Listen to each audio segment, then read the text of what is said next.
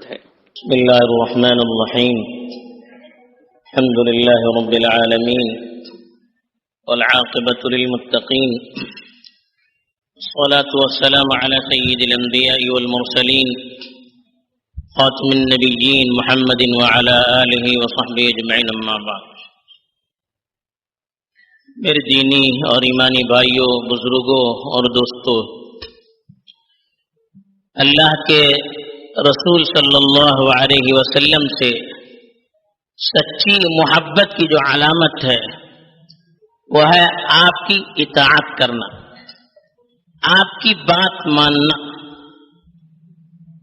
اور آپ کی بات ماننا کن مسائل میں؟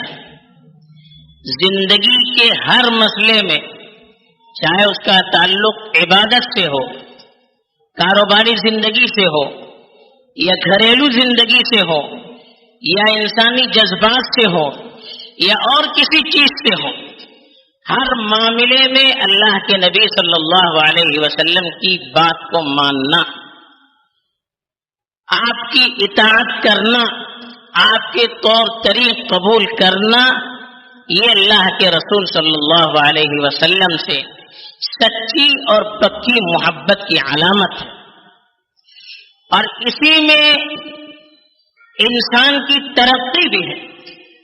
مسلمانوں کی سچی اور صحیح ترقی اسی وقت مانی جاتی ہے جب مسلمان 100% اپنے آپ کو اپنے نبی کے طریقے پر لانے کی کوشش کرے.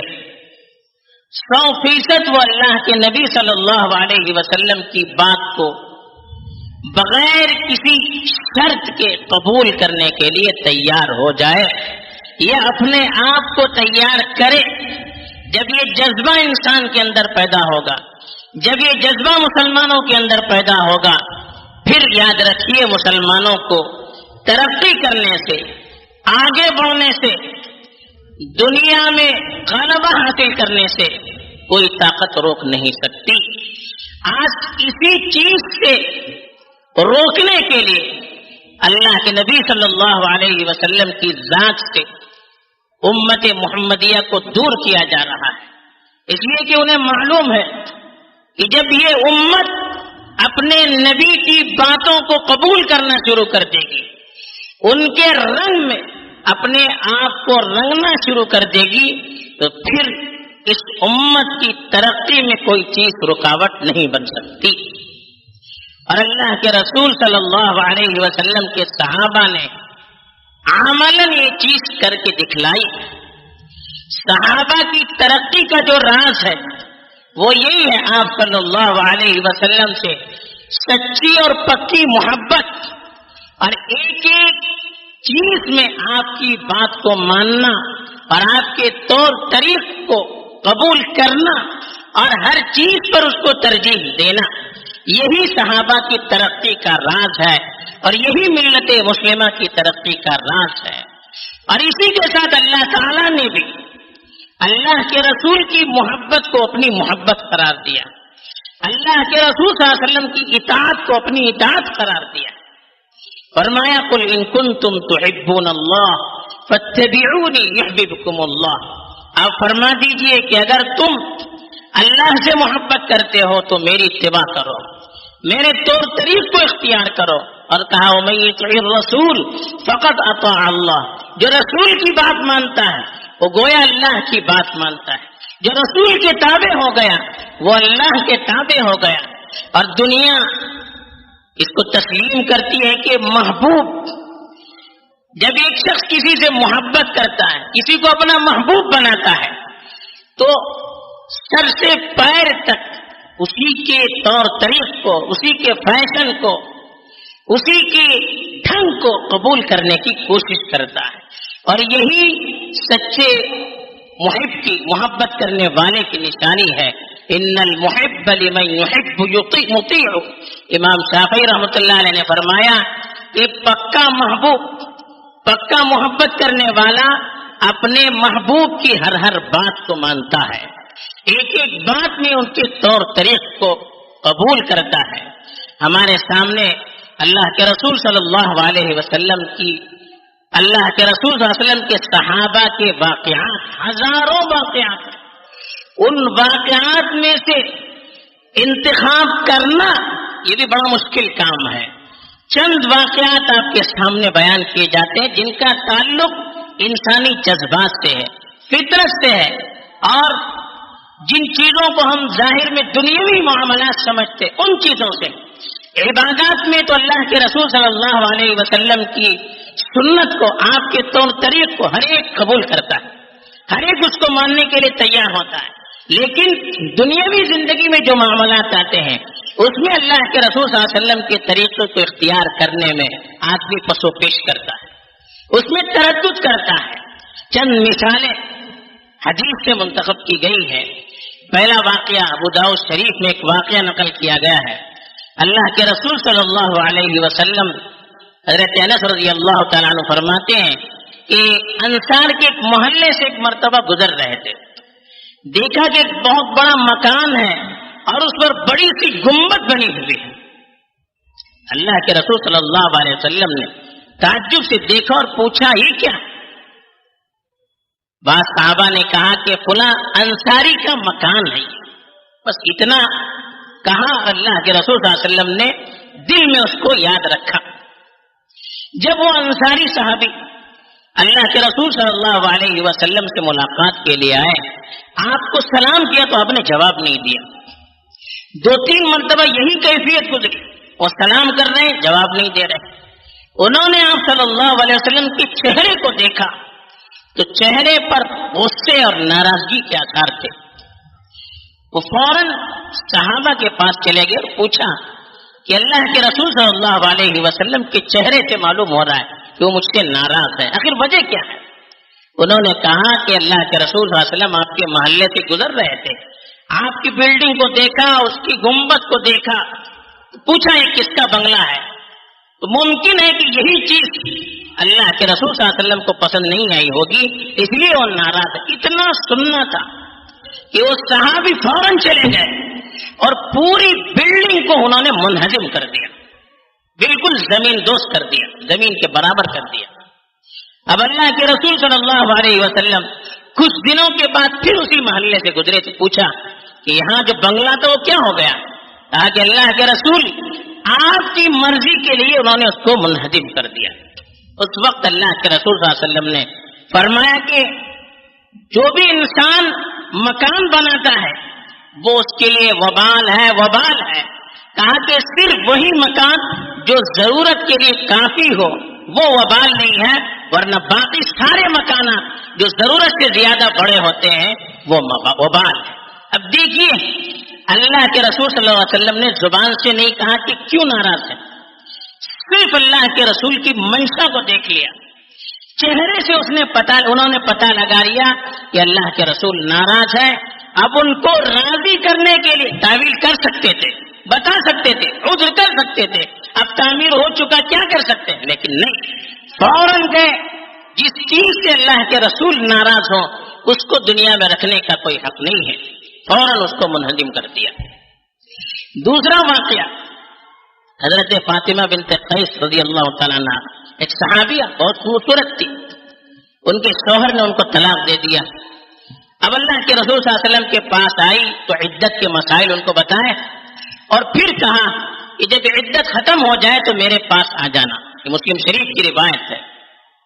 جب عدت ختم ہو گئی تو وہ اللہ کے رسول صلی اللہ علیہ وسلم کی خدمت میں حاضر ہوئی اور انہوں نے عرض کیا اللہ کے رسول 3 لوگوں نے مجھے پیغام بھیجا، ایک معاویہ، ایک ابو جہم اور ایک اسامہ بن زید، 3 صحابہ کے نام لیے۔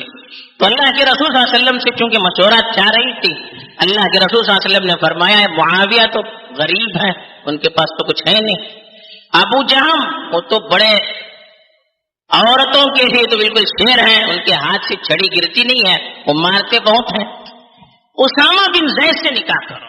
اسامہ بن زید عمر میں بھی چھوٹے تھے، کالے کلوٹے، دولت کچھ نہیں تھی ان کے پاس۔ اب وہ خوبصورت عورت جب حضرت اسامہ کا نام سنا تو اللہ کے رسول کا اسامہ بن زید سے نکاح کرو، ایک دم تعجب سے انہوں نے پوچھا۔ اللہ کے رسول صلی اللہ علیہ وسلم نے کہا کہ رسول صلی اللہ علیہ وسلم کی بات مانی، اس میں خیر ہے۔ فوراً وہ تیار ہو گئی اور حضرت اسامہ سے انہوں نے نکاح کیا. وہ خود بعد میں فرماتی ہیں کہ اللہ کے رسول صلی اللہ علیہ وسلم کے بات کو ماننے کی برکت کہ لوگ ہمارے جوڑے پر رشک کرتے تھے کہ اگر محبت دیکھنی ہو، مثالی جوڑا دیکھنا ہو تو یہ حضرت فاطمہ اور حضرت اسامہ کا جوڑا دیکھیے. ایک جذباتی چیز، محبت جذباتی چیز، شادی بیاہ کا معاملہ جذباتی چیز، اس میں بھی اپنے جذبات کو دبا کر اللہ کے رسول صلی اللہ علیہ وسلم کی بات کو ماننے کا جذبہ دیکھیے. تیسرا واقعہ بخاری شریف میں حضرت معقل بن یسار کا واقعہ ہے. ان کی بہن ایک انصاری کی زوجیت میں تھی، انہوں نے ان کو طلاق دے دیا.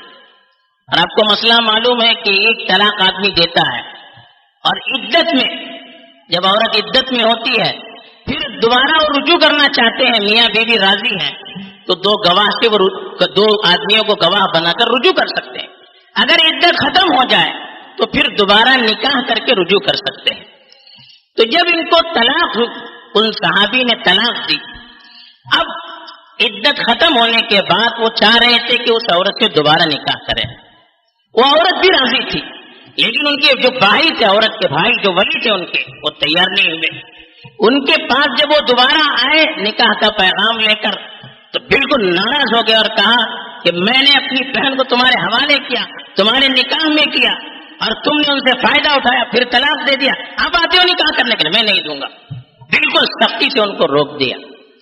اللہ کے رسول صلی اللہ علیہ وسلم کے پاس مسئلہ چلا گیا تو اللہ کے رسول صلی اللہ علیہ وسلم پر آیت نازل ہوئی قرآن کی، وَإِذَا طَلَّقْتُمُ النِّسَاءَ فَبَلَغْنَ أَجَلَهُنَّ فَلَا تَعْضُلُوهُنَّ أَن يَنكِحْنَ أَزْوَاجَهُنَّ إِذَا تَرَاضَوْا بَيْنَهُم بِالْمَعْرُوفِ. یہ آیت نازل ہوئی کہ جب تم میں سے عورت کو کوئی طلاق دے دے اور عدت ختم ہو جائے اور پھر وہ نکاح کرنا چاہے، شریعت کے طور طریق کے مطابق نکاح کرنا چاہے تو تم لوگ ولی سے کہا گیا کہ تم لوگ منع نہیں کرنا. جب دونوں راضی ہو میاں بیوی تو پھر تم منع نہ کرنا، ان کو روکنا نہیں. یہ آیت جب اللہ کے رسول صلی اللہ علیہ وسلم نے ان کو سنائی تو سارا ان کا غصہ، ان کی غیرت ٹھپ سے ختم ہو گئی. فوراً کہا ٹھیک ہے اللہ کے رسول، آپ نے کہا ہم بات مان لیتے ہیں. فوراً ان کا نکاح کروا دیا. ایک حمیت، غیرت، لیکن اللہ کے رسول صلی اللہ علیہ وسلم کی بات آئی، سب کچھ قربان کرنے کے لیے تیار. چوتھا واقعہ، ایک صحابی تھے حضرت خریم الاسدی کے نام سے، یہ بھی ابو داؤد شریف کا واقعہ ہے. نوجوان تھے، نوجوانوں کے شوق ہوتے ہیں، ان کے بال بڑے بڑے تھے اور لنگی ٹخنے سے نیچے پہنتے تھے، نوجوانوں کی جیسے عادت ہوتی ہے. اللہ کے رسول صلی اللہ علیہ وسلم نے ایک مرتبہ صحابہ کے درمیان تذکرہ کیا. ان کا جب تذکرہ ہے تو کہا کہ نعم الرجل خریم الاسدی لولا طول لمته واسبال ازاری. اس طرح کے الفاظ فرمائے کہ خریم اسدی بڑے اچھے نوجوان ہیں، اگر ان کے بال زیادہ لمبے نہ ہو اور ان کی لنگی ٹخنے سے نیچے نہ ہو تو سب سے بہتر آدمی ہے وہ. اب یہ بات کسی نے ان تک پہنچائی، اتنا سننا تھا، فوراً انہوں نے اپنے بال کاٹ لیے اور کان کے برابر کر دیے اور اپنی لنگی کو آدھی پنڈلی تک لے آئے. ان کو اللہ کے رسول صلی اللہ علیہ وسلم ڈائریکٹ کہا بھی نہیں، اتنا سننا تھا. سارے شوق، سارے جذبات انہوں نے پھینک دیے. اللہ کے رسول کی بات ہے تو سب سے پہلے اس کو مقدم رکھنا ہے. ایسی پانچواں واقعہ حضرت حذیفہ رضی اللہ تعالیٰ عنہ، یہ بھی بخاری شریف کا واقعہ ہے. غزوہ احزاب کے موقع پر جب چاروں طرف سے مدینے کو دشمنوں نے گھیر رکھا تھا، اللہ کے رسول صلی اللہ علیہ وسلم کو ایک سخت رات میں جب ہوائیں سخت چل رہی تھی، طوفانی ہوائیں چل رہی تھی، اللہ کے رسول چاہ رہے تھے کہ کوئی جاسوس دشمنوں کی فوج میں جائے اور ان کی خبروں کو لے آئے. ایک مرتبہ اللہ کے رسول صلی اللہ علیہ وسلم نے فرمایا کہ کون ہے جو دشمنوں کی چھاؤنی میں چلا جائے، یعنی ان کی جہاں وہ رہتے ہیں وہاں پر چلا جائے اور ان کی خبریں لے آئے، وہ قیامت میں میرے ساتھ رہے گا. ایک مرتبہ کا کوئی تیار نہیں ہوا، اس لیے کہ رات بھی بڑی سخت، دشمن بھی بڑے سخت، بڑا کٹھن مقابلہ تھا، جان کا بھی خوف. دوسری مرتبہ پھر یہی بات اللہ کے رسول صلی اللہ علیہ وسلم نے کہی، پھر کوئی تیار نہیں ہوا۔ تیسری مرتبہ حضرت حذیفہ کا نام لے کر کہا۔ اب حضرت حذیفہ کہتے ہیں کہ رات اتنی سخت، حالات اتنے سخت، لیکن اللہ کے رسول صلی اللہ علیہ وسلم نے میرا نام لیا ہے، اب میرے لیے کوئی جواب نہیں، فوراً کھڑے ہو گئے، میں تیار ہوں۔ ان سے کہا کہ چھپکے سے جانا اور کسی کو ڈرانا نہیں، وہ چھپکے سے چلے گئے اللہ کے رسول کی بات مان کر۔ اور ایک بات کہی تھی، کسی کو ڈرانا نہیں۔ کہتے ہیں کہ میں جب دشمن کی فوج میں گھس گیا تو ابو سفیان جو اس وقت مشرکوں کے کمانڈر تھے، کہتے ہیں کہ وہ پیچھے گرمی، یعنی ان کی پیٹھ میرے طرف سے تھی اور وہ گرمی کھا رہے تھے، آگ کے سامنے بیٹھ کر اس کی تبیش لے رہے تھے، گرمی لے رہے تھے، اور مجھے موقع تھا کہ میں ان کو مار دوں اور ختم کر دوں کام، لیکن فوراً مجھے یاد آ گیا کہ اللہ کے رسول صلی اللہ علیہ وسلم نے کہا ہے کسی کو ڈرانا نہیں، خالی پیغام پہنچانا۔ تو گئے اور جتنا ان کی خبر لینی تھی، جو ان کی سیکرٹ چیزیں تھی، ایک فوجی ہونے کے ناطے جو راز ان کے جاننے تھے، وہ سارے انہوں نے دیکھ کر چپ چاپ آ کر اللہ کے رسول صلی اللہ علیہ وسلم کی خدمت میں انہوں نے پہنچا دیا۔ اللہ کے رسول کی بات کو مانا اپنی جان کی پرواہ کیے بغیر۔ ایسے آخری واقعات ہے کہ بہت سے واقعات ہیں۔ حضرت کعب بن مالک رضی اللہ تعالیٰ عنہ بہت بڑے صحابی، غزوہ تبوک میں شریک نہیں ہو پائے، یہ عذر بھی نہیں تھا۔ اللہ کے رسول صلی اللہ علیہ وسلم سے صاف صاف انہوں نے عرض کیا جب واپس ہی ہوئے، تو اللہ کے رسول صلی اللہ علیہ وسلم نے 3 آدمیوں کا بائیکاٹ کیا جو پکے مسلمان تھے، جو منافق تھے ان کو چھوڑ دیا، وہ تو ہمیشہ عذر لنگ کرتے آ رہے تھے، لیکن یہ پکے مسلمان تھے۔ تو اس میں حضرت کعب بن مالک جوان بھی تھے، تو اللہ کے رسول صلی اللہ علیہ وسلم نے ان کا بائیکاٹ کیا 40 دن تک، اور صحابہ سے کہا کوئی بات نہیں کرنا۔ اب اللہ کے رسول کی اتنی بات سننی تھی کہ سارے صحابہ نے ان سے بات کرنا چھوڑ دیا۔ خود حضرت کعب بن مالک فرماتے ہیں کہ میرے پڑوس میں ہی میرے چچازاد بھائی کا مکان تھا، جو میرا بچپن سے گہرا دوست، میں چپکے سے دیوار کود کر اس کے گھر میں چلا گیا، نوجوان دونوں۔ اب اس کو میں نے سلام کیا، وہ جواب دینے کے لیے تیار نہیں، کوئی دیکھنے والا نہیں، سوائے اللہ کے کوئی دیکھنے والا نہیں۔ بار بار جب میں نے ان سے اصرار کیا تو انہوں نے کہا اللہ کے رسول صلی اللہ علیہ وسلم نے روکا، بس اتنا کہنا تھا کہ وہ واپس کتنا پاس ہو لیا، جگری دوست، ساری دوستی اپنی طرف، لیکن اللہ کے رسول صلی اللہ علیہ وسلم کی بات یہ سب سے مقدم، سب کچھ قربان کرنے کے لیے تیار، اپنے جگری دوست تک سے تعلقات کو چھوڑنے کے لیے تیار جب اللہ کے رسول صلی اللہ علیہ وسلم کا حکم ہے۔ اسی واقعے میں آخر میں اللہ کے رسول صلی اللہ علیہ وسلم نے ان کی بیویوں سے بھی کہا کہ جب تک میرا دوبارہ حکم نہ آئے، ان کی توبہ قبول نہ ہو جائے، آپ لوگ چلے جائیے گھر، ان کے پاس نہیں رہنا۔ اب ان کی بیویاں بھی کی شوہر سے کتنی محبت ہوتی ہے، لیکن جب اللہ کے رسول صلی اللہ علیہ وسلم کا حکم آیا وہ چلی گئی چھوڑ کر۔ ایک صحابی بوڑھے تھے، وہ اپنا کام خود نہیں کر سکتے تھے، رو رو کے برا حال تھا، تو ان کی بیوی نے اللہ کے رسول سے اجازت چاہی کہ اگر میں چلی جاؤں گی تو یہ برباد ہو جائیں گے، تو اللہ کے رسول نے کہا ان کی خدمت کیجیے، بات نہیں کرنا۔ تو جب تک اللہ کی طرف سے توبہ نہیں آئی، ان کے توبے کو قبول کرنے کے سلسلے میں آیتیں نازل نہیں ہوئی، تب تک ان کی بیویاں بھی ان تک بات کرنے کے لیے تیار نہیں تھی۔ یہ چند واقعات جن کا جذبات سے تعلق ہے، معاشرے سے تعلق ہے، اس میں جب صحابہ کی اتنی سخت پابندی ہو اللہ کے رسول صلی اللہ علیہ وسلم کی باتوں کے قبول کرنے میں، جب اتنے سخت ہوں تو دیگر عبادات میں کیا حال ہوگا۔ جیسے ہم نے کہا یہی ترقی کی علامت ہے اور یہی محبت کی نشانی ہے، اسی میں سکون بھی ہے، اسی میں راحت بھی ہے، اور اسی میں دنیا والوں کے لیے پیغام بھی ہے۔ اگر آج بھی صحیح طریقے پر ہم آ جائیں گے، اللہ کے رسول کی باتوں کے سامنے جھک جائیں گے، پوری دنیا ہمارے سامنے جھکنے کے لیے تیار ہے۔ اس جذبے کو پیدا کرنے کی ضرورت ہے۔ اللہ تعالیٰ سب سے پہلے مجھ میں بھی یہ جذبہ عطا فرمائے، آپ پہ بھی عطا فرمائے، اور اس کے اچھے اثرات پوری ملت پر مرتب فرمائے۔